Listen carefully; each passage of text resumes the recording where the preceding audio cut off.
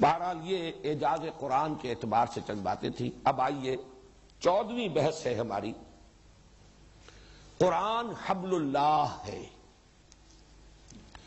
اس بحث کے ضمن میں ذرا سب سے پہلے تو لفظ حبل پر گفتگو کر لوں.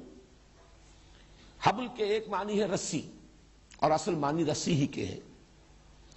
چنانچہ سورہ لہب میں یہ لفظ آیا ہے فی جیدہا حبل من مسد، رسی، مونج کی بٹی ہوئی رسی. لیکن اسی سے وَأُسْتَعِيرَ لِلْوَصْلِ وَلِكُلِّ مَا يَتَوَصَّلُ بِهِ إِلَى شَيْءٍ مَا يُتَوَصَّلُ بِهِ إِلَى شَيْءٍ، کسی چیز سے جڑنے کے لیے اور جس شے سے جڑا جائے اس کے لیے استعارتاً یہ لفظ استعمال ہوتا ہے. عہد ہے، قول و قرار ہے، میثاق ہے، معاہدہ ہے، وہ بھی جوڑ دیتا ہے دو فریقوں کو. عہد کے معنی میں بھی لفظ حبل ہے. اور وہ عہد جس سے کہ کسی کو امان مل رہی ہو، امن مل رہا ہو، حفاظت اور امان، اس معنی میں قرآن میں آیا ہے الا بحبل من اللہ وحبل من الناس، کہ یہود کے لیے اس دنیا میں اب عزت نہیں ہے. ضربت علیہم الذلۃ والمسکنہ. ہاں یہ ہو سکتا ہے کہیں اللہ کوئی پناہ دے دے یا لوگوں کی طرف سے کوئی پناہ ملی ہوئی ہو، امان ہو. خود اپنے بل پر اپنے پاؤں پر کھڑے ہو کر خود مختاری کے ساتھ اپنی طاقت کے بل پر ان کے لیے عزت اور وقار کا معاملہ دنیا میں نہیں ہوگا. یہ پیشن گوئی ہے قرآن مجید کی. اور موجودہ ریاست اسرائیل اس کا منہ بولتا ثبوت ہے. امریکہ ایک دن کے لیے اپنی حفاظت ہٹا لے اس کا وجود نہیں رہے گا. بہرحال یہ حبل جو ہے اس میں دو جگہ حدیث میں آیا ہے. قرآن مجید میں تو آیا وَاعْتَصِمُوا بِحَبْلِ اللَّهِ، اللہ کی رسی کو مضبوطی سے پکڑ لو، تھام لو. البتہ حبل اللہ کیا ہے قرآن میں اس کی صراحت نہیں ہے. البتہ یہ بات میں عرض کر چکا ہوں اس سے پہلے کہ حضور کا یہ فرض منصبی ہے کہ قرآن مجید میں جو بات پوری طرح واضح نہ ہوئی ہو، مجمل ہو، اس کی تشریح اور تبیین یہ فرض منصبی ہے. ہم نے اے نبی آپ کی طرف یہ ذکر نازل کیا لِتُبَيِّنَ لِلنَّاسِ مَا نُزِّلَ إِلَيْهِمْ، کہ جو چیز ان کے لیے اتاری گئی ہے آپ اسے واضح کریں، تبیین کریں. اس اعتبار سے حضرت علی رضی اللہ تعالیٰ عنہ سے ایک بڑی طویل حدیث مروی ہے. اس میں بھی یہ الفاظ ہیں ہوا حبل اللہ المتین، یہ اللہ کی مضبوط رسی ہے قرآن. عبداللہ ابن عمر رضی اللہ تعالیٰ عنہ سے بھی حضرت علی سے جو روایت ہے وہ ترمذی میں موجود ہے، اور عبداللہ ابن عمر رضی اللہ تعالیٰ عنہما سے جو روایت ہے وہ رزین میں ہے. اس میں بھی الفاظ ہیں ہوا حبل اللہ المتین، یہ قرآن ہی اللہ کی مضبوط رسی ہے. یہ رسی کس اعتبار سے کہا گیا؟ اس کے دو پہلو ہیں جو میں اس وقت مختصر وقت میں واضح کرنا چاہتا ہوں. ایک تو بندہ اللہ سے جڑتا ہے اس رسی کے ذریعے. یہ رسی ہمیں اللہ سے جوڑنے والی ہے، یعنی تعلق مع اللہ اور تقرب الی اللہ کا سہل ترین لیکن مؤثر ترین ذریعہ قرآن حکیم ہے. اب یہ دو الفاظ وہ ہیں جو اصل میں تو ہمارے تصوف، فن تصوف کے میدان کی اصطلاحات ہے. تعلق مع اللہ، تعلق کے معنی بھی ہوگا علق کہتے ہیں لٹک جانا، علقہ لٹکی ہوئی شے، اللہ سے لٹک جانا، جڑ جانا. اور تقرب الی اللہ، اللہ سے قریب ہونے کی کوشش کرنا. یہی سلوک، طریقت، اس کا مقصد یہی ہے اللہ سے قریب تر ہوتے چلے جانا. تعلق مع اللہ میں اضافہ، تقرب الی اللہ. اس کا سب سے مؤثر اور سہل ترین ذریعہ قرآن حکیم ہے. اس اعتبار سے دو حدیثیں میں آپ کو سنا رہا ہوں. ایک کے راوی حضرت عبداللہ ابن مسعود ہے رضی اللہ تعالی عنہ. القرآن حبل اللہ الممدود من السماء الی الارض، یہ قرآن اللہ کی رسی ہے جو تنی ہوئی ہے آسمان سے زمین تک. اور یہی الفاظ ترمذی میں زید ابن ارقم سے مرفوعا روایت کیے گئے. القرآن حبل اللہ الممدود من السماء الی الارض، یہ اللہ کی رسی ہے. یعنی اگر اللہ سے جڑنا ہے، اللہ سے تعلق قائم کرنا ہے تو اس قرآن کو تھام لو، مضبوطی کے ساتھ تھام لو. اس سے تم اللہ سے جڑ جاؤ گے، اللہ کا قرب حاصل کر سکو گے.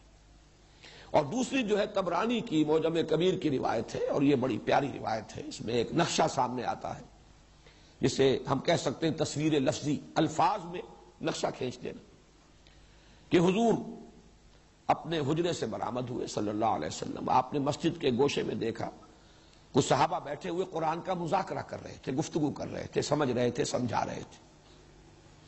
حضور تشریف لے آئے. پہلا تو بڑا پیارا سوال کیا آپ نے، الستم تشہدون ان لا الہ الا اللہ وانی رسول اللہ وان ھذا القرآن جاء من عند اللہ.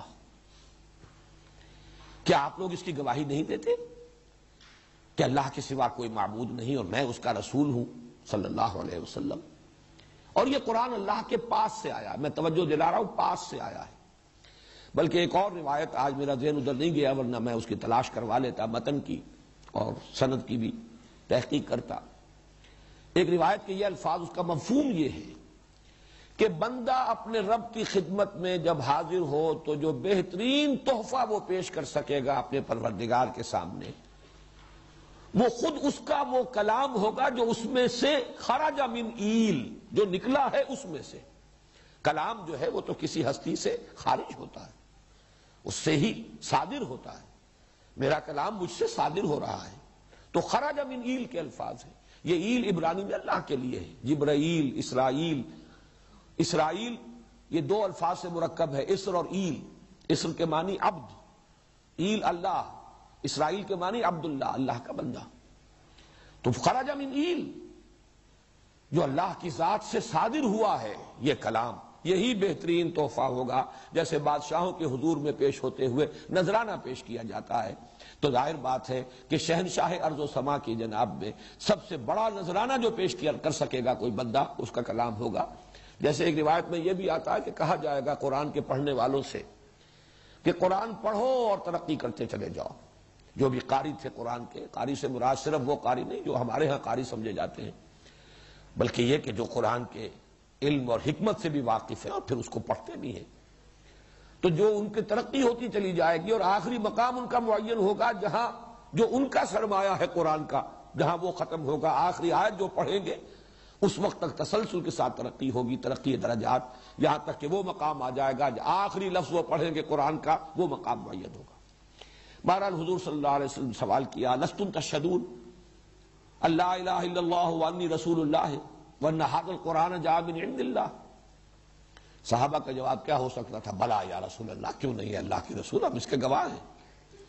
اب آپ نے فرمایا، غور سے سنیے، فاستبشروا، تو خوشیاں مناؤ، فإن هذا القرآن طرفه بأيديكم وطرفه بيد اللہ. اس لیے کہ یہ قرآن وہ شے ہے، وہ رسی ہے جس کا ایک سرا تمہارے ہاتھ میں اور ایک سرا اللہ کے ہاتھ میں. یہ ہے حبل اللہ کا وہ تصور، اللہ کے ساتھ جوڑنے والی شے. اس پر میں اس سے پہلے بھی گفتگو کر چکا ہوں کہ در حقیقت چونکہ قرآن اللہ کا کلام ہے، کلام متکلم کی صفت ہوتا ہے، تو اب اس سے زیادہ قریب ہونے کا کوئی اور ذریعہ ہو نہیں سکتا. اور اسی طریقے سے جب قرآن کو شخص پڑھتا ہے تو گویا کہ اللہ سے ہم کلام ہو جاتا ہے. اس کے ضمن میں عبداللہ ابن مبارک رحمۃ اللہ علیہما، ان کا وہ قول سنا ہوگا، میں نے بارہا سنایا ہے، آج پھر ریکارڈ کرا رہا ہوں، کہ وہ تبع تابعین کے دور کی شخصیت ہے.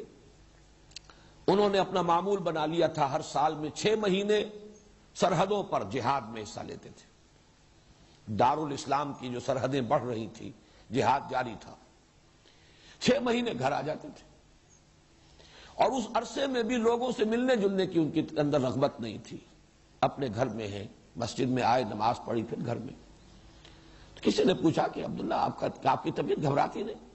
تنہائی پسند ہو گئے، تنہائی سے طبیعت اکتاتی نہیں؟ انہوں نے فرمایا، تم اس شخص کو تنہا سمجھتے ہو جو اللہ سے ہم کلام ہوتا ہے اور رسول اللہ کی صحبت سے فیضیاب ہوتا ہے. لوگ حیران ہوئے، کیا کہہ رہے ہیں؟ جب اس کی وضاحت طلب کی گئی تو فرمایا، دیکھو میں جب اکیلا ہوتا ہوں قرآن پڑھتا ہوں، قرآن پڑھتا ہوں تو اللہ سے ہم کلام ہوتا ہوں، اور جب میں حدیث پڑھتا ہوں تو میں رسول اللہ کی صحبت سے فیضیاب ہوتا ہوں. تم مجھے تنہا نہ سمجھو. دیوانہ چمن کی سیریں نہیں ہے تنہا، عالم ہے ان گلوں میں، پھولوں میں بستیاں ہیں، تو مجھے تنہا نہ سمجھو۔ تو واقعہ یہ ہے کہ اللہ سے قرب کا، اللہ وصول اللہ اور وصل اللہ، میں نے اسی لیے امام راغب کے وہ الفاظ آپ کو سنائے کہ یہ حبل کا لفظ وَأُسْتُعِيرَ لِلْوَصْلِ، یہ وصل کے لیے استعارتاً استعمال ہوتا ہے، جڑنے کے لیے۔ وَلِكُلِّ مَا يُتَوَصَّلُ بِهِ إِلَىٰ شَيْءٍ، اور ہر اس شے کے لیے لفظ حبل استعمال ہوگا جس کے ذریعے سے کسی شے کے ساتھ وابستہ ہو جایا جائے، جس کے ذریعے سے کسی شے کے ساتھ جڑ جایا جائے، یہ ہے لفظ حبل۔ اور اس معنی میں اللہ کی حبل، حبل اللہ قرآن ہے۔ میں اس سے ایک نتیجہ اور نکالتا ہوں، یہ میرا ذاتی ذوق ہے جو میں عرض کر رہا ہوں آپ کے سامنے، کہ واقعتاً جملہ ایمانیات اس قرآن کے ساتھ بالکل اسی طریقے سے جڑے ہوئے ہیں جیسے کہ میں نے مثال جو میرے ذہن میں بہت عرصے پہلے آئی تھی، پیراشوٹ۔ جب پیراشوٹ کھلتا ہے تو کتنا وسیع اس کا جو کپڑا ہے یا اوپر کا جو حصہ ہے چھتنی والا، لیکن رسیاں آتی ہیں اور نیچے آ کر ایک جگہ پر وہ جڑ جاتی ہیں۔ وہی وہ انسان ہے اپنی موٹر سائیکل کے ساتھ یا کسی اور ساز و سامان کے ساتھ۔ اسی معنی میں قرآن ہے در حقیقت، جو جتنے بھی ایمانیات، جتنے بھی امور ہیں جن پر ایمان اور یقین جو درکار ہے اور مطلوب ہے، وہ سب کے سب قرآن کے ساتھ منسلک ہے۔ قرآن پر یقین ہو جائے کہ یہ اللہ، یہ کلام واقعتاً انسانی نہیں، اس کا منبع اور سرچشمہ وہی ہے جو میری روح کا منبع اور سرچشمہ ہے۔ ذات باری تعالیٰ ہی سے یہ کلام صادر ہوا ہے، اور اللہ ہی کے امر کل کا ظہور ہے جو میری روح ہے۔